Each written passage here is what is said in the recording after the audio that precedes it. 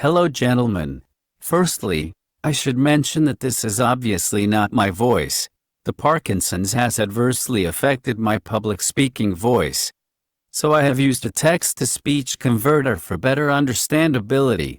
Unfortunately, the digital voice can become annoying after a while, but this is a very short video. This is the first in a series of short presentations on the history of television.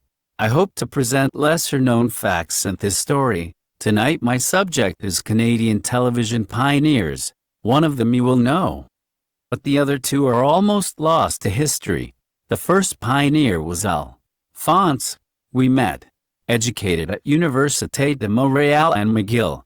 Ouimet worked for a firm developing television and built a prototype TV receiver in 1932. He joined the Canadian Radio Broadcasting Commission, later the CBC, in 1934, and as chief engineer from 1948 was responsible for the creation of Canadian TV broadcasting. He became general manager of the CBC in 1953 and president in 1958. Under his leadership, the National Television Service was established. He was chairman of the board of Telesat Canada from 1969 to 1980. Here you see him with the television set that he built in 1932. This is a professional-looking set, based on Baird's British design.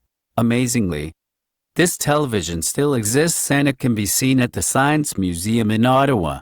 Here is a view of the front of the set. At the top is a ground glass screen upon which is projected a beam of light from an L.E.W disc and a neon crater lamp. Note the two controls for the disc modo, or dot, one for speed and the other to center the picture in the frame. These are needed because of the nature of L.E.W disc receivers. The spinning disc is synchronized in speed, but not in terms of phase with respect to the viewing window. This is a view of the rear of the cabinet. At the top is a mirror fixed at a 45-degree angle. This reflects the beam of red light from the neon lamp onto the ground glass screen. On the middle shelf is the receiver for the picture signal. On the bottom of the cabinet we see the power supply and the scanning disc. Not seen in the photo are the crater-type neon lamp, and above the scanning disc, a projection lens. There is also hidden from view a synchronizing device called a tone wheel. I will describe the synchronizing method in a later video. To give an idea of what the received picture would look like, I have included here a clip from Richard Worth's website. This is a 32-line picture, the same as for Mr. Ouimet's television set. There is an organization in the USA called the Narrowband Television Association, whose members build replicas of mechanical TV systems.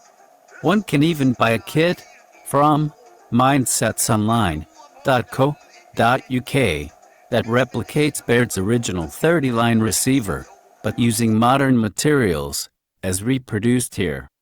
The picture is roughly the same size as would have been seen on the screen of Ouimet's set, though the picture would have been red, due to the illumination provided by the neon lamp.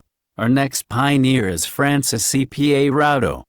He was a prolific inventor, dabbling in communications, optics and television.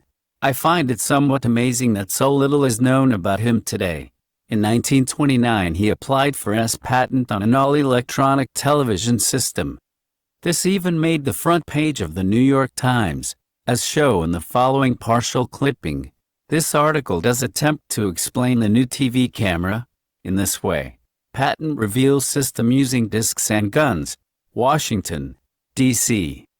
A new television system combining the scanning disc and the cathode ray tube, designed to permit finer textured images as well as secreter to the power of semi-secret transmission, is revealed in a patent awarded to Francois A. Routh of Ottawa, Ontario.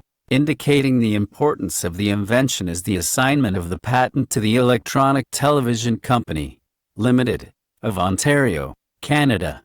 The heart of the system is an evacuated glass bulb, which contains a photoelectric screen made up of millions of tiny photoelectric cells, etc., etc.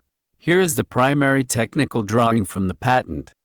I could not find a technical description for this device, but from the New York Times article, It seems that the system would have operated to the power of roughly as follows. The scene is projected on the mosaic of tiny photocells. A beam of light seeps over cells such that a signal is generated.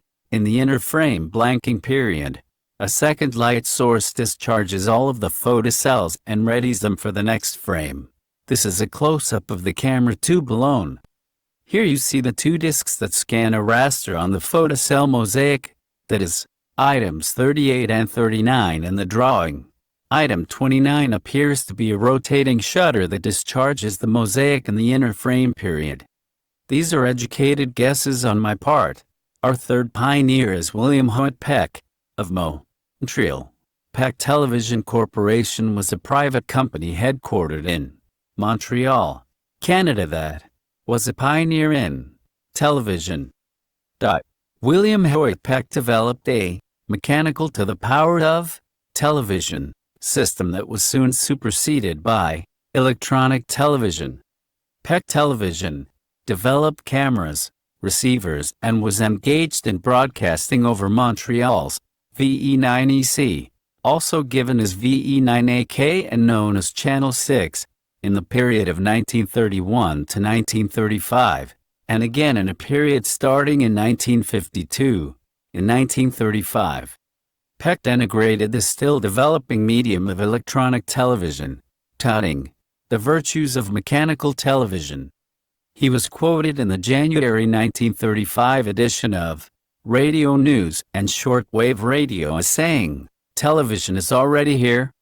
It meets all the requirements laid down by critics, at least as far as my system is concerned, which will provide images up to 2 by 3 feet, with detail comparable to that of home movie pictures, and bright enough to be clearly visible in a room containing 2 or 3 floor lamps." End of quotation. In December 1935, Hoyt began a 5-week period of trial broadcasts using his mechanical system in Montreal. In this photo you see Mr. Peck's television set, looking much like the RCA set shown at the 1939 World's Fair, and pictures of his flying spot cameras. In the following diagram it's clear that Peck's TV was a variant of the old Miro R drum systems of the early 1930s. In this case, the mirrors and associated lenses are mounted around the interior of a drum, held on a 45-degree angle, a unique element if this early system was the light valve. It consisted of a thin glass sheet mounted between 2 polarizing filters, with the sheet connected mechanically to an electromagnetic transducer. When the glass is distorted by a TV signal, the polarizer let more or less light through, depending on the amplitude of the signal. I suspect this suffered from a lack of adequate high-frequency response, since in a later model he substituted a liquid Kerr cell. I will say more about the Kerr cell in episode 2. The following photos illustrate the difference between a 32-line picture and one with 95 lines, which was about the minimum resolution of the Peck TV. This set could be easily improved, according to Peck, to operate at 120 lines, or 4 times that of the Baird system. For the time, this was a vast improvement. I obtained 2 rather poor examples of live 60-line video from the internet, both from sites run by members of the aforementioned NBTV Association. Here they are. These are unfortunately very short clips, but they showed that even a 60-line picture could have some entertainment value, at least until the novelty wore off. So that's all for tonight, gents. Thanks for listening. My next topic will be a review of mechanical television techniques. But before leaving, I would like to ask our Montreal friends, once the COVID-19 thing is past, could one of them go to the Central Library and check microfilms of the December 1935 Montreal newspapers for reports on the 5-week test of the Peck system? This would make a good article for our newsletter. Thanks in advance.